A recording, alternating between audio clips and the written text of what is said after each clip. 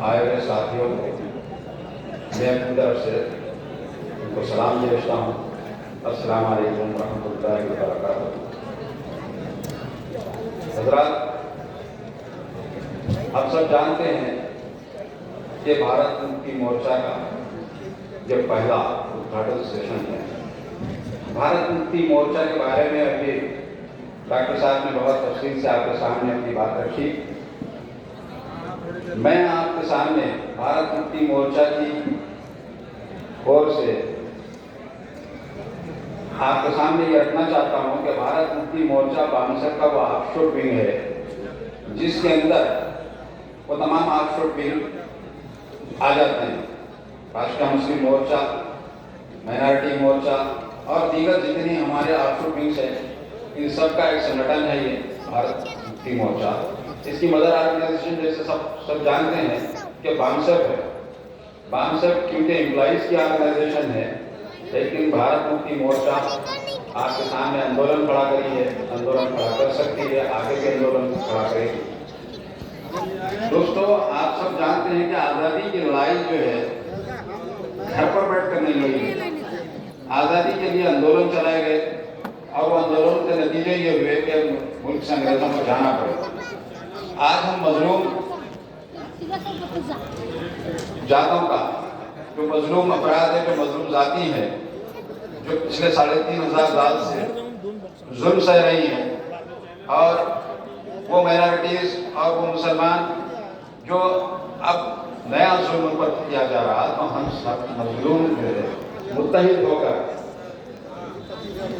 जालिम का सर्वनाश करने के लिए हम सबको मुत्तहिद होना पड़ेगा, और मुत्तहिदा ही हमको जो है कोशिशें करनी पड़ेगी, और एक आंदोलन खड़ा करने के लिए मुत्तहिदा आंदोलन खड़ा करना पड़ेगा, और उस आंदोलन जो खड़ा हो चुका है उसको आगे लेकर चलना पड़ेगा, ताकि हम जो है अपनी इंसाफ की और अपने हुकूक की लड़ाई लड़ सकें। आज हम जानते हैं कि हमारा दुश्मन नाइंसाफी की उस मेराज पर पहुंचा है कि मैं आपके सामने ताज़ा वाक़या रखता हूँ जो पिछले 6-8 महीने पुराना हो। बाबरी मस्जिद का जजमेंट आता है और सुप्रीम कोर्ट का चीफ जस्टिस ये लिखता है कि बाबरी मस्जिद 1949 तक मस्जिद थी, उसके अंदर नाजायज मूर्तियां रखी गई और यहाँ राम की कोई पैदाइश नहीं हुई, उसका कोई सबूत नहीं है। लेकिन इसके बावजूद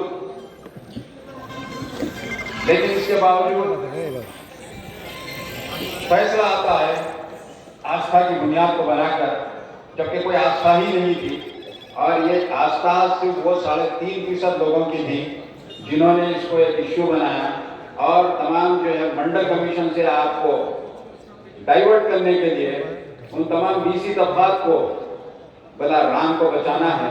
तो यकीनी बात है कि सारे लोग मुत्तहिद हुए और ये जजमेंट आया। आप सोच सकते हैं कि जुडिशरी आपके साथ क्या करती है। मैं आपसे अर्ज करना चाहता हूं कि हम मजलूमों को न सिर्फ मुत्तहिद होना है, बल्कि आंदोलन इस तरह का खड़ा करना है, हमको हर फील्ड में आना है, ताकि हम अपने हुकूक की लड़ाई लड़ सकें। और हमको अब ये आंदोलन उन जालिमों के खिलाफ खड़ा करना है जिन्होंने आज़ादी के बाद से यहाँ के लोगों को 3500 साल का गुलाम बनाया था, और जो आज़ाद थे, जो हुक्मरान थे, उनको भी गुलाम बना दिया गया, और आज गुलाम बनाकर सारे मुल्क को बर्बाद करने पे खड़े हैं। आप देख रहे हैं कि सारी संस्थाएं जो है, सारी संस्थाओं को जो है निजीकरण करके आपका जो रिजर्वेशन था उसको खत्म करने की एक बड़ी साजिश है, और उसके अंदर अमल करना शुरू कर दिए। जब आपकी संस्थाएं अगर हुकूमत की निगरानी ना होगी, प्राइवेटाइज हो जाएंगे, तो प्राइवेट लोग आपको तो देंगे नहीं, आपका कोई रिजर्वेशन नहीं होगा वहाँ। आज हुकूमत इसके ऊपर जो काम कर रही है, इन सब को रोक लगाना है, इससे मुल्क बर्बाद हो जाएगा, मुल्क की मईशत बर्बाद हो जाएगी। आप देखते हैं कि मुल्क की सारी मईशत बर्बाद हो गई है। इसके लिए भारत मुक्ति मोर्चा एक आंदोलन लेकर चल रहा है। मैं समझता हूँ कि इस आंदोलन के लिए हम सबको अपने आप को तैयार करना पड़ेगा, और जो यहाँ लोग हैं वो जाकर अपने और साथियों को तैयार करें कि इससे हमको मुल्क को बचाना है, इससे मुल्क के दस्तूर को बचाना है। अगर मुल्क का दस्तूर बचता है तो आप अपने हुकूक मनवा सकते हैं। अगर दस्तूर ही ना होगा तो फिर जंगल राज होगा, और जंगल राज में कोई दस्तूर नहीं होता।